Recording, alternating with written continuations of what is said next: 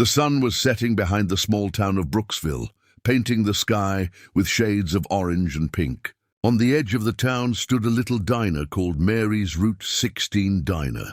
It was a cozy place where truck drivers, families and travelers often stopped to rest and enjoy a warm meal. On this particular evening, the diner was calm, with soft music playing and a few customers quietly eating. The door opened slowly, and a young girl named Emily entered. She was about 13 years old, with brown hair, gentle eyes, and a leg brace that helped her walk because she had a disability since birth. Even though she struggled to walk fast, she always carried a sweet smile that made people feel warm.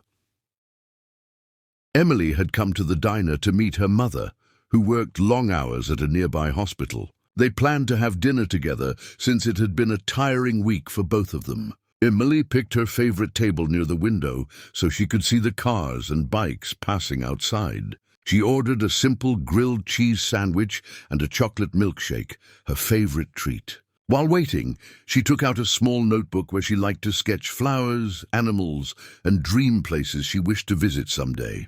Drawing made her feel peaceful and helped her forget the unkind things some kids at school said to her. As Emily was finishing a sketch of a butterfly, the bell above the diner door jingled loudly. 3 teenage boys came in, laughing in a noisy and disrespectful way. Their names were Dylan, Chris, and Tyler. They were known around the town for causing trouble, bullying younger kids, and acting like they were stronger than everyone else. The moment they entered, the calm atmosphere changed. A few customers looked up with discomfort, while the waitress, Sarah, sighed quietly because she had seen them misbehave before. The boys took a seat but didn't order. Instead, they looked around for something to make fun of. Their eyes soon landed on Emily, sitting alone. Dylan nudged Chris and pointed at her leg brace. They whispered and laughed, clearly planning something cruel. Emily lowered her eyes, already sensing what was coming. She hoped they would ignore her, but trouble rarely ignored her for long. She tried to focus on her sketch, but soon the boys got up from their table and walked toward her slowly, with mocking smiles on their faces. Tyler leaned on her table and stared at her notebook. Well, look who's here," Dylan said with a sarcastic voice. "The little limping girl drawing her fairy tales again?" Chris snatched her notebook and held it up, flipping through the pages. Instead of admiring her drawings, he laughed at them, calling them childish. Emily politely asked for her notebook back, but Chris refused. The waitress Sarah approached and said firmly, "Give her notebook back and go back to your table." But the boys just smirked, pretending not to care about consequences. Dylan suddenly grabbed Emily's milkshake and poured a little on the table just to see her reaction. Emily's eyes filled with tears, not only because of the ruined drink, but because she felt helpless. She didn't like causing trouble, and she didn't want anyone to get involved because of her. When Sarah tried to take the milkshake back, Dylan yanked his arm away. Then, to Emily's shock, Tyler slapped her food tray, causing her sandwich to fall to the floor. The loud noise made everyone in the diner turn their heads. The moment became even worse when Chris slapped Emily lightly on her cheek, just enough to humiliate her, but not enough to leave a mark. He whispered, "Cry, little baby. Maybe if you cry loud enough, someone will care." Emily froze. Her heart pounded and her hands shook. Sarah stepped forward again, her voice sharper this time. "That's enough. Leave her alone, or I will call the police." The boys laughed as if it was all a joke. They tossed her notebook back on the table, now with bent pages, and walked away with victorious smirks. The other diners watched quietly, but no one stood up to defend Emily. Some were scared to confront the boys, while others didn't want to get involved. One older man shook his head in disappointment at the boys, but he looked down when they passed by. The boys left the diner with loud laughter, slamming the door behind them. The sound echoed as if the building itself felt the cruelty. Emily sat there silently, tears rolling down her cheeks. Her sandwich was on the floor, her drink was spilled, and her face was hot from embarrassment. Sarah knelt beside her and gently placed a hand on her shoulder. "I'm so sorry, sweetheart," she said softly. She cleaned the mess and brought her a fresh sandwich and a new milkshake on the house. Emily whispered a quiet thank you, still trembling. Sarah wished she could do more, but she also knew those boys had parents who never corrected their behavior. Emily wiped her tears and tried to continue her drawing, but her hand was still shaking. The once warm and safe diner now felt cold to her. Time passed slowly after the incident. The diners tried to return to normal, but Emily's sadness still hung in the air like a cloud that refused to leave. Some customers felt guilty for not helping her, but guilt was easier to feel than courage was to act. Outside the diner, the streetlights began to glow as cars passed by. Emily stared outside quietly, hoping to see her mother's car soon. She just wanted a hug, something that would make her feel safe and loved again. Nearly a full hour passed. The diner was quieter now, with only a few customers left. Then suddenly, the silence was broken by the distant rumbling of engines. Not just one engine, several. The sound grew louder and louder, approaching the diner. Heads turned toward the window. Bright headlights and large, heavy motorcycles rolled into the parking lot. The engines turned off one by one, but the power and presence of the bikes still lingered in the air, like a storm about to hit. Emily looked up with curiosity and a little fear. The door opened, and a group of bikers walked in. They wore leather jackets with a logo on the back that read, Iron Guardians. They were known in neighboring towns as a biker group that helped people, protected the weak, and stood up against injustice. Their boots hit the floor, and their presence filled the diner with silent strength. Little did anyone know, the night was about to change again. But this time, Emily would not be left alone.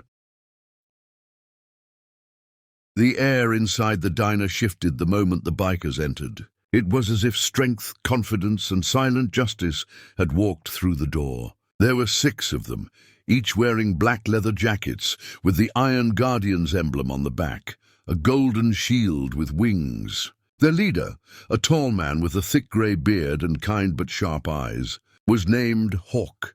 People recognized him not only for his intimidating appearance, but also for his reputation of protecting those who couldn't protect themselves. Behind Hawk were 3 men and 2 women bikers, all with strong personalities and calm yet watchful expressions. Hawk removed his gloves and scanned the diner. He noticed Emily sitting alone by the window, her eyes still red from crying. He also saw the untouched replacement sandwich and the notebook with wrinkled pages. Something felt wrong. Hawk leaned toward the waitress Sarah and softly asked, "Everything all right here?" His voice was calm, but carried a seriousness that made people listen. Sarah hesitated for a moment, unsure if she should involve them. But when she looked at Emily, still trembling and small in her seat, she knew silence would only continue the harm. She quietly explained what had happened earlier with the boys. The bikers listened with growing anger, not the loud kind, but a protective and controlled anger that comes only when someone innocent has been hurt. Hawk's jaw tightened.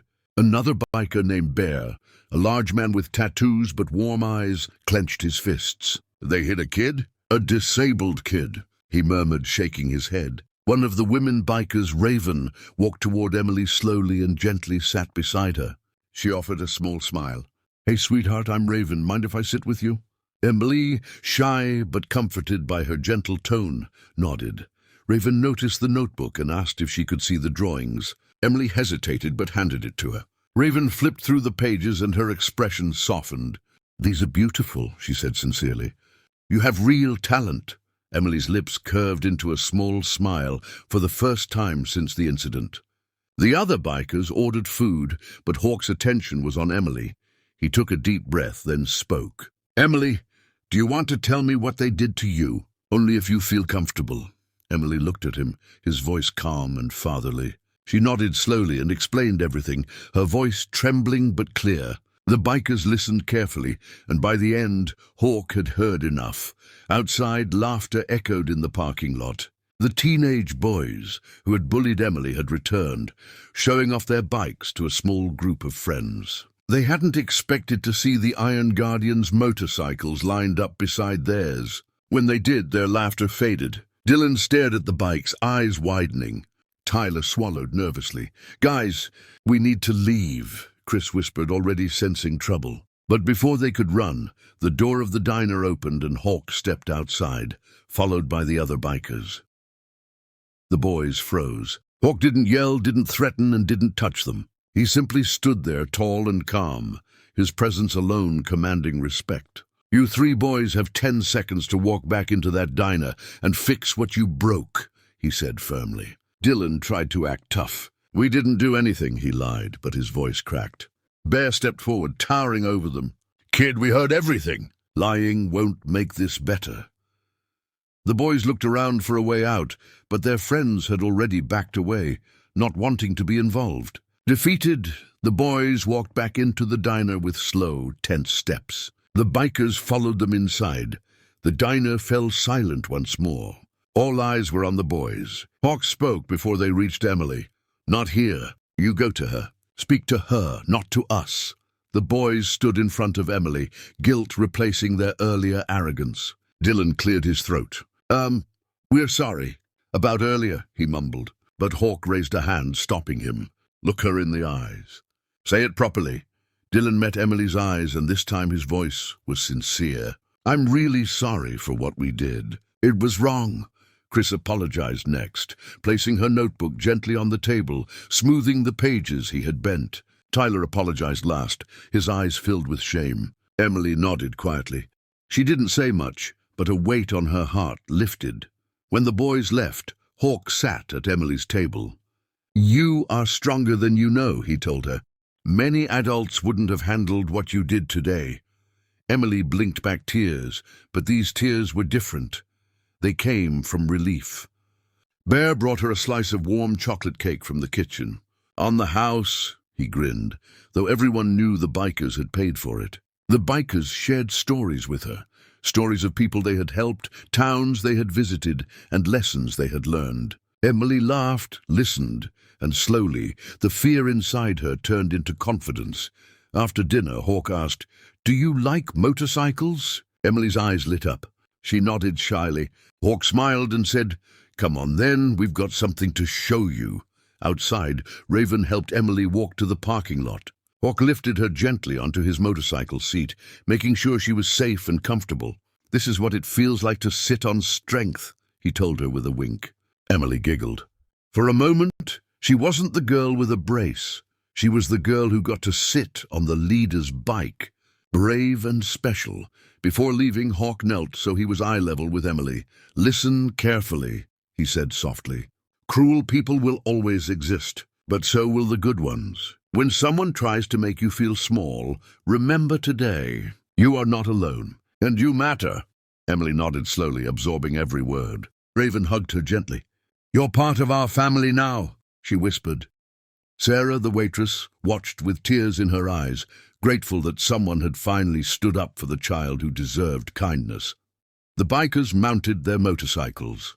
Engines roared to life. Emily waved at them, her smile bright and full of hope. Hawk saluted her before speeding off with his group, the sound of the engines fading into the night. The Iron Guardians left the town the same way they came, powerful, calm, silent protectors. When Emily's mother finally arrived, Emily ran into her arms, not with tears of sadness, but with excitement to tell her everything. She spoke about the bullies, the kindness of the bikers, and how they made her feel fearless. Her mother hugged her tightly, proud of her courage. That night, Emily slept peacefully, knowing that strength doesn't always come from muscles. Sometimes it comes from the hearts of those who care enough to stand up for what is right. The next day at school, the boys who bullied her avoided her, not because they were scared of the bikers returning, but because they had seen the consequences of their actions and felt ashamed. Some students who had watched silently before now chose to sit with Emily at lunch, offering friendship. One girl shyly said, "Your drawings are really nice. Can you teach me how to draw?" Emily smiled and nodded. Emily's world had changed, not because a group of bikers scared her bullies, but because for the first time, people saw her strength. She realized that kindness had a louder echo than cruelty ever could. And in a small town on Route 16, people still talked for weeks about the night the Iron Guardians walked into the diner, not as troublemakers, but as protectors. And everyone agreed on one thing: Emily would never have to face her battles alone again.